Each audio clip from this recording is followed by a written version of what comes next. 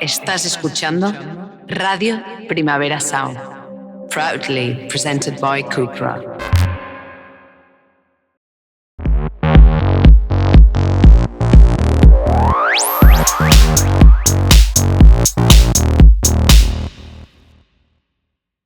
And welcome back. Here we are again, Radio Primavera Sound, live at the Primavera Sound Festival. We've got coffee, and even better, we've got Black Country New Road. How are you doing?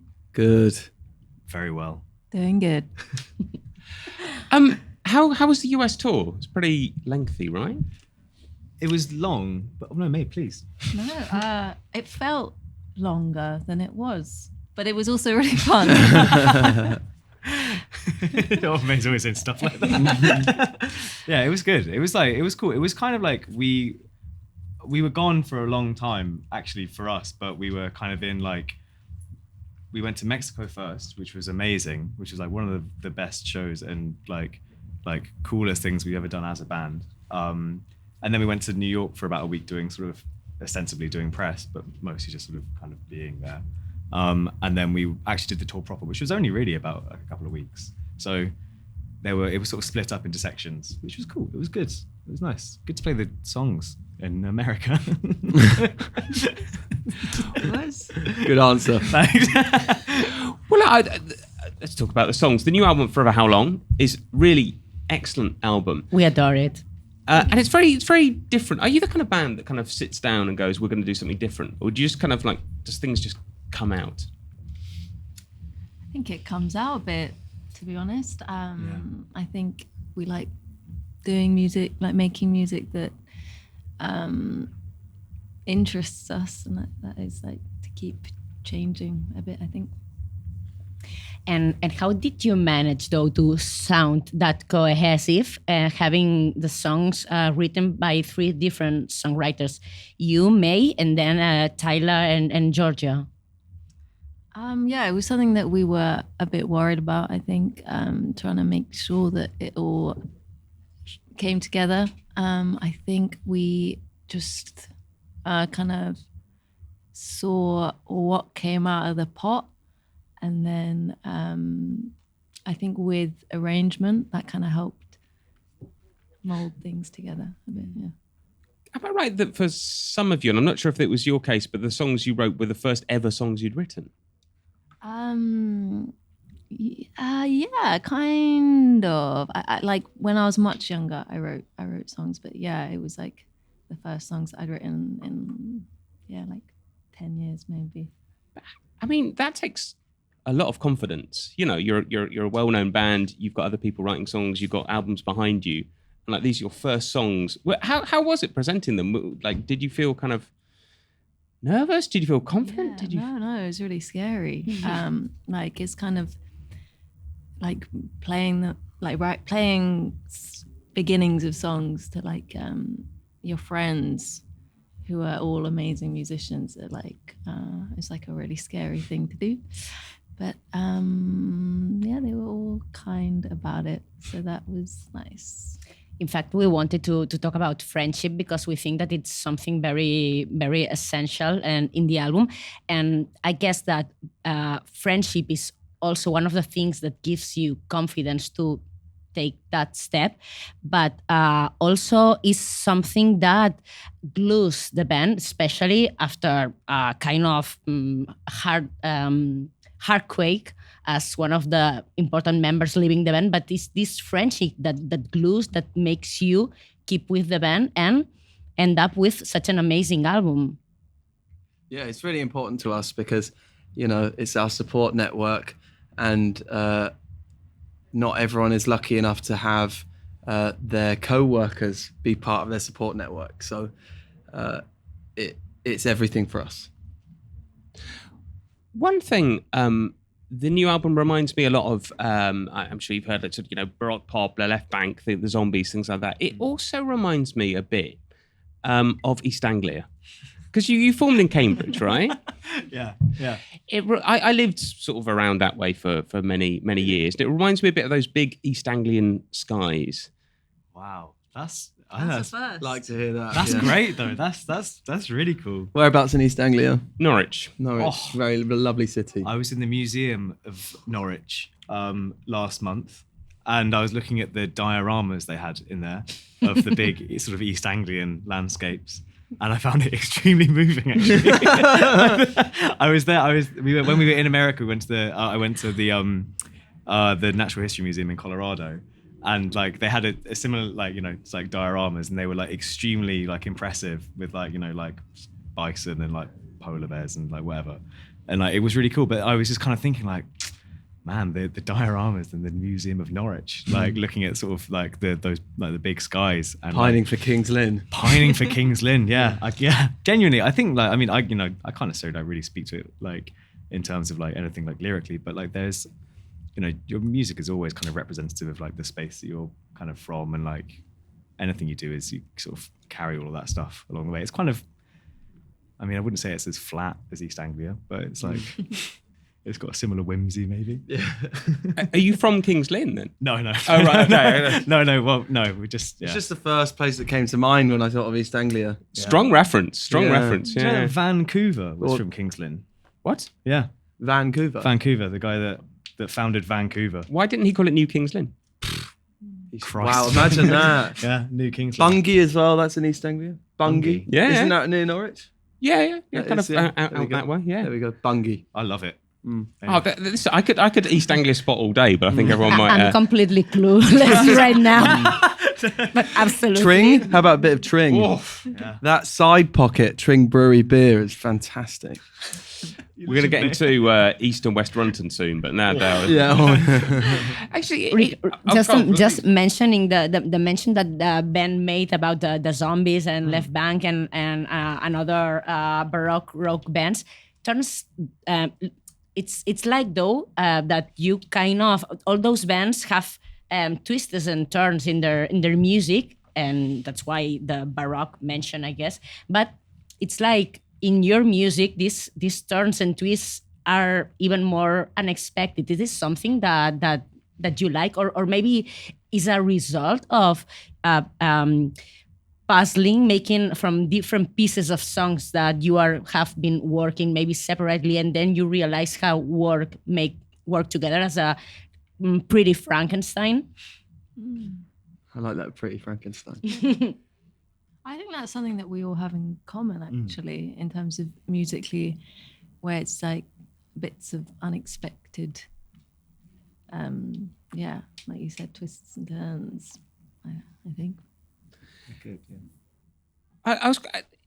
I'm not going to go back to East Anglia, I promise. But in a way, I was quite nice to talk about that, because a lot of the songs on the new album have like quite extraordinary lyrics that aren't, Salem Sisters, Two Horses, things like that are not about, I don't know, my girl's left me and I'm annoyed,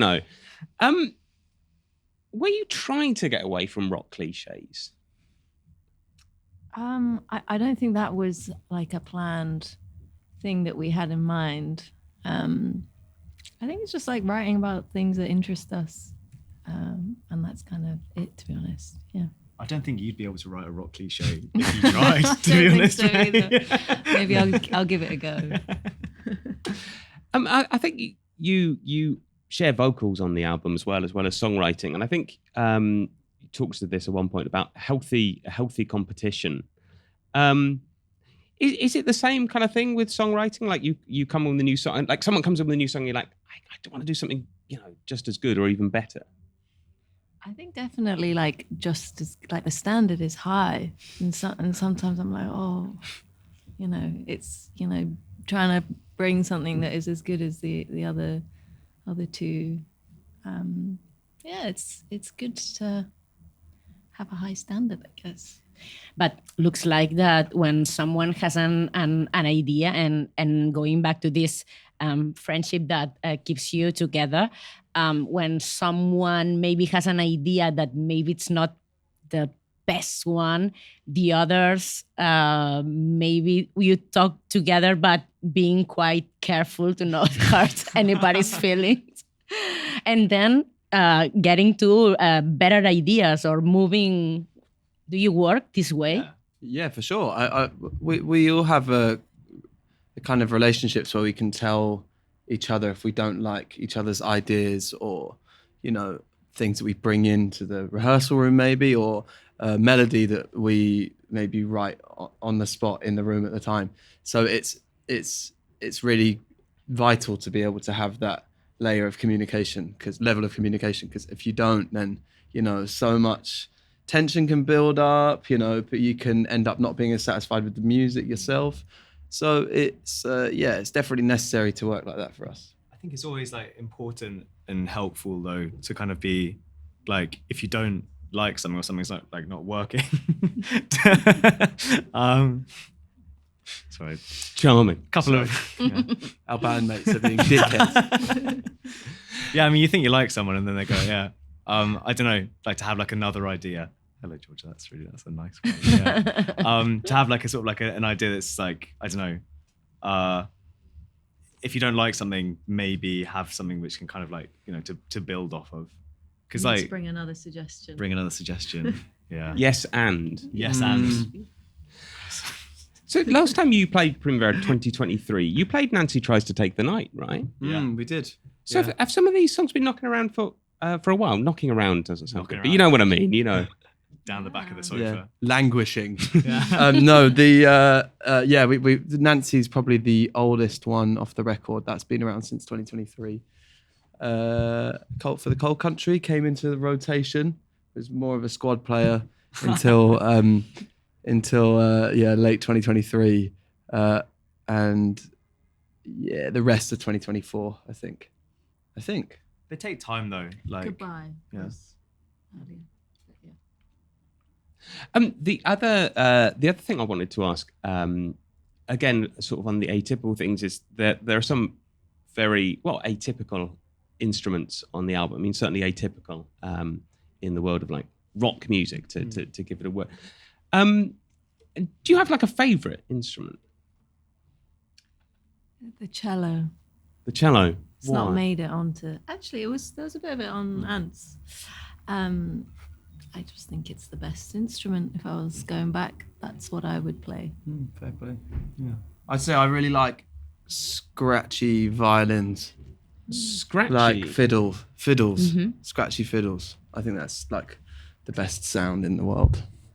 Like folky, you mean? Yeah, but like really crunchy. Like using using other objects to scratch. Okay. More just like sounding kind of gross, but that kind of hits a deep spot within myself. The fiddles at the start of Rag Mama Rag from the band, that sound is like maybe my favorite ever sound. Do you like to find peculiar sounds? And also I'm asking because sometimes I think that with the lyrics also you pay a lot of attention of using or choosing some words, maybe not just because of the meaning, but also because of how it sounds. And I was wondering if maybe the title of the album, Forever How Long, that it comes from Besties, but it's made from two different sentences. So, but in the end, sounds Forever How Long. It's difficult to understand what it does means, but it sounds pretty well, and in a sense, kind of after listening all the whole album, kind of makes sense. Good. Do you agree with this? Am I overanalyzing it? No, I don't think so. Yeah. We definitely chose like a big part of the choice of the album name was because it does just sound cool to us. And it's open to interpretation. Yeah. Maybe. Yeah, so for sure, like words having sounds is a really important thing too. But yeah, also we are really interested in creating different sounds, and like, we're not the most music tech literate band. Like we don't all know how to produce like the perfect snare reverb. We don't know how to do that, but we do find it interesting. And that's something we talk about loads, like how to make our instruments sound as good as possible, or how to make an interesting sound. So yeah, it's something we consider for sure. But more from a musician perspective than from a producer perspective, to say it in a way. Yeah, I guess. A few of us are fairly well versed in extended techniques on our instruments as well, that allows you to get more out of the instrument than just playing it conventionally. Yeah, in fact, that's why I was asking you when you were talking about the fiddle Yeah, and yeah, the yeah, art. yeah, I get you. I was already imagining, I don't know what object, Yeah. spending it. Yeah. Talking of instruments, something that's been making me very happy over the last few months is the remarkable band picture you've been using, where you all brandish a particular instrument. What were you thinking there? I think there was like the band press pics from I don't know when, but that was on the mood board. Okay. Yeah. Also, I think it was a way of trying to not market ourselves as models. And I'm not saying that we look like models, but for some reason, when you're a musician, it's expected that you have to have a picture of you like without your instrument, where you're just standing there. Why? You're a musician, you're not a model.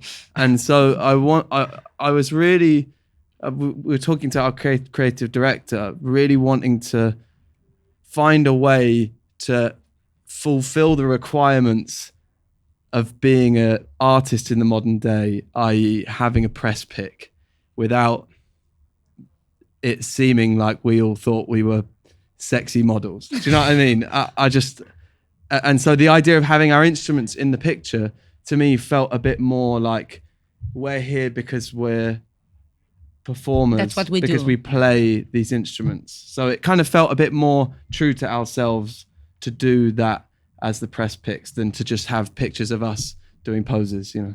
I do genuinely mean it makes me happy. It's like a very great. happy, I'm happy pleased. kind of Yeah. thing. That's good.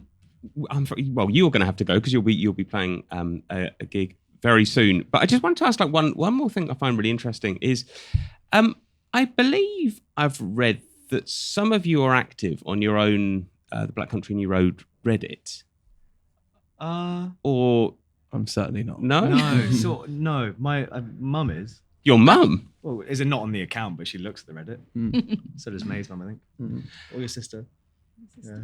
If you have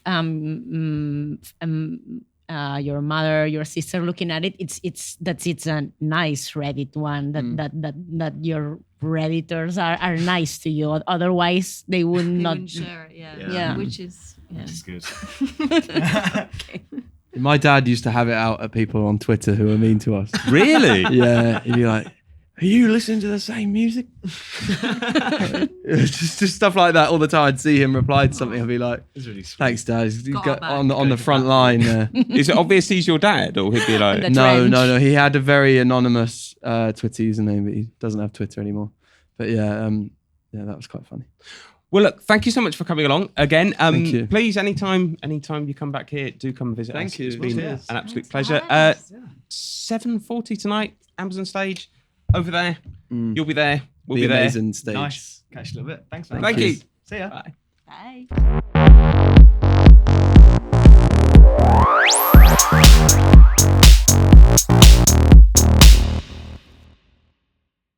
Estás escuchando Radio Primavera Sound, proudly presented by Cupra.